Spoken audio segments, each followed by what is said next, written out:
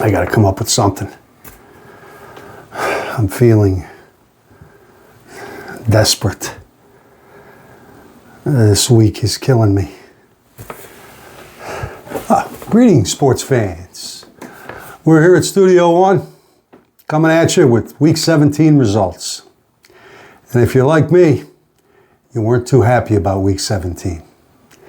I've always said this is Week 17, Week 18, extremely difficult to pick.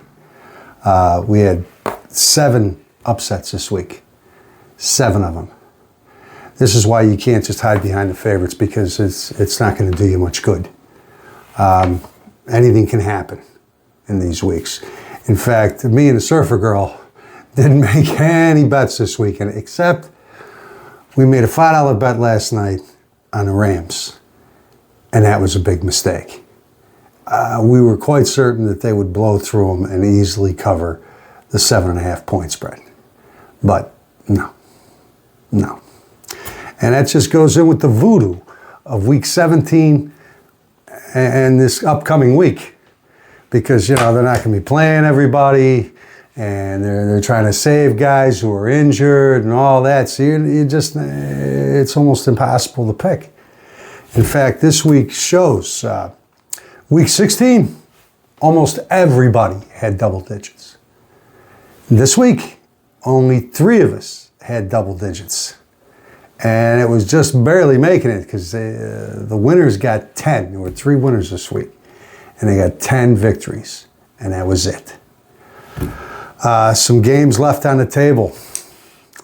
Nobody had the Browns. Nobody had the Dolphins. Nobody had the Falcons last night. I mean, I don't blame anybody for not picking those teams. But it just goes to show you how difficult this can really be, and how maddening. And you got to use a little ingenuity in order to get some wins. Let's start with the winners. This week it was Huckle Edge. It was Lucky Dan. And it was the Badgers who came in with 10 wins. Outstanding. Week 17, that's outstanding. And I give my tip of the visor to you people. It was just tough. And then we had a grouping of 9-game winners. There were 7 of them. Mr. Clean, Hankster, The Undertaker, Cracklin' Rosie, Surfer Girl, Hollywood, and myself, the Slowhorse, managed to pull out 9 wins this week. I mean, I'm not patting myself on the back, because I want double digits every week. But it was better than some of the other people here. We had 3 8-game winners. That was Southpaw and Goldilocks, Jayhawker, and the Counselor. It's also important that, during these holidays, get your picks into me early. We had a couple contestants who didn't get every pick in. And I hate to tell you, but it's your own fault. I warned you on the last show. I told you what games were going, when they're going, and, well, we had some people who didn't, get them in on time. Not all of them, but, they missed some games. The 7-game winners, they were the Coyote, the Rooster, Lady Hawk, and the Boilermaker, who managed to keep himself off the bottom this week. Good job, Boilermaker. Wasn't a great week for you, but there was somebody who didn't do as well as you did. And the bottom, that was the Batman. The Batman had a rough Sunday. I don't want to get into it too much, but he only got 5 games this week. And that was rough. I don't want to harp on him too bad. We're getting towards the end of the season. It's a tough week, but 5 wins. That was one in the belly. That was hard to take. And I'm glad I'm not you. Let's just put it that way. I'm glad I'm not you. We did have some good picks this week. Pick of the week goes to me. That's right, me. And I'm proud to get it, because I was nervous about the pick, but I was so glad when it pulled it off. I had the Vikings. Again, the Lions had the Vikings. All by myself. I'm sure all you would have said I was nuts, that it wasn't going to happen, but it did. Now, you know, it wasn't really even that close. It was a 13-point deficit. And the Lions were favored 7.5. Just goes to show you. But I got a couple of shout outs to Surfer Girl and Hollywood for taking the Ravens over the Packers. Well done, ladies. Well done. I'm not even going to tip the visitor myself this week because I've been doing it too much lately. You know, I've been pretty good, but I'm not going to do it again this week. And my other shout out is to the Badgers and Lucky Dan for having the Eagles over the Bills. I remember when I marked them down for you, I didn't think you had much of a shot because the Bills, you know, this time of year, they become a powerhouse. And the Eagles, you know, they haven't been great this year. But you had that pick, and that was a good one. Shout out to you. Well done. This coming week, I want to tell you, get your picks into me. There are no Thursday night games. There are no Monday night games. But we do have a couple of Saturday games, and I'll tell you what those are once I get through the board. So, without any further ado, I was hoping some of you saw Studio One's production of us at the track last weekend. I just put a C note on 7. Wow. I know some of you viewed it because I saw the views. I didn't see any thumbs up or nothing, but I figure you might have enjoyed it. I know we enjoyed making it for you, and we had a good time at the track despite the fact that I didn't do that good at all. Now, Big Badger, he did pretty good. He had at least 3 or 4 winners. Nothing huge, but enough to where he didn't feel bad about his picks, where I felt pretty bad about mine. But I hope you enjoyed it, and maybe we'll do something like that again in the future. So, without any further ado, let's take a look at the board. Okay. And now the board for week 17. Where's my pointer? Oh, there it is. Okay. Okay, I'm just zooming in without you. Okay, Uncle Etch, look at this guy. 16 weeks, still on top. Incredible. Outstanding, sir. I couldn't be more proud of you, Unc. That is some fantastic. I mean, Hankster had it the first week, and you have never relinquished it since. So that's really top notch. Last week he had 11, but this week he was a winner with 10. For 172 wins, 6 tiebreaker points, all by himself, first place. Cracklin' Rosie, she tried this week.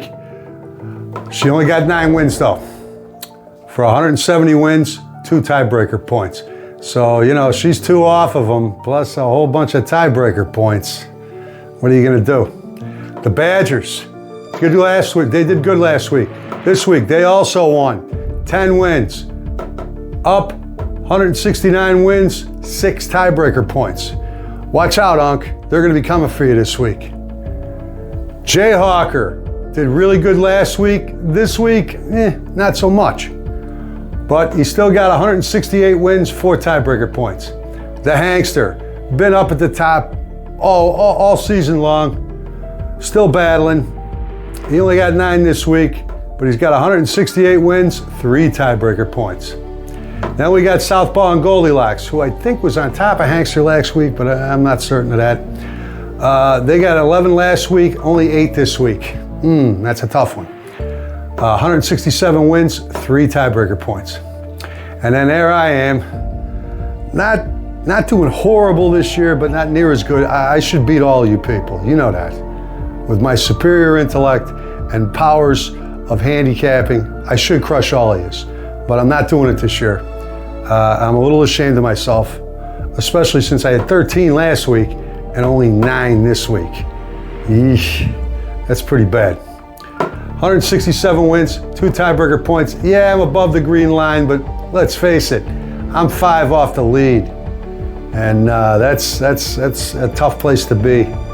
So if you are below the green line and you haven't sent your money in yet, it might be a good time to send it in, because, you know, you're gonna have to really, I mean, you're gonna have to go perfect or something and hope that Uncle Edge has an off week. But it's a tough week, you never know. Lucky Dan, right there, one of our rookies this year. 11 last week, 10 this week. He got himself a tiebreaker point. 166 wins, 3 tiebreaker points. And Lady Hawk came down a little bit. I think she was above the green line last week. Had 12 last week, only 7 this week. That's a kick in the shins. 165 wins, still no tiebreaker points, but there she is, right there in the middle of the pack. Mr. Clean, dropping in class a little bit. 14 last week, 9 this week. 164 wins, 4 tiebreaker points. The Undertaker, who's been steadily coming in with double-digit wins the last 4 or 5 weeks. This week, he dropped down to 9, 162 wins, 2 tiebreaker points. The Counselor, 12 last week, only 8 this week, for 161 wins, 1 tiebreaker point. And then my old friend the Coyote, he did good last week, but this week, took a downturn. Only got 7. 159 wins, no tiebreaker points still. That intrigues me, that we still got 3 people, and all of yous have been doing this for a while. With the even Lady Hawk's been doing it a long time. The Coyote, been doing this a while. I find that hard to believe you guys haven't won for a week. Then we got the Surfer Girl, a rookie this year. She did great last week. Only 9 this week. For 157 wins, 1 tiebreaker point. And the Rooster, he dropped down a little bit in class. 12 wins last week. This week, 7. Tough. 156 wins, 2 tiebreaker points. And a Batman, who took it on the chin both weekends. He had 8, only got 5 this week. And he's got 155 wins, 2 tiebreaker points. I am sure the abuse you are taking from Crackling Rosie is punishment enough that I won't ride you too much this week. And then the Boilermaker. Boy, he slugged away last week and pulled out 13. This week, 7. It just, you know, the whole season's just been tough for him. 148 wins. Excuse me. That says it all. Anyway, folks, we got Saturday games this week. 3:30 p.m., Panthers at the Buccaneers. And at 7 o'clock on Saturday night, the Seahawks at the 49ers. 7 o'clock. Get your picks in on time, okay? I know it's the last week. I know a lot of you ain't got a prayer, but still, you want to complete the challenge. You got to complete it. So, get your picks into me. We love bringing this in for you. So from Studio One, have a great betting weekend and be careful of those bookies. I think me and the Surfer Girl are laying off. We'll see you next week to pronounce a winner.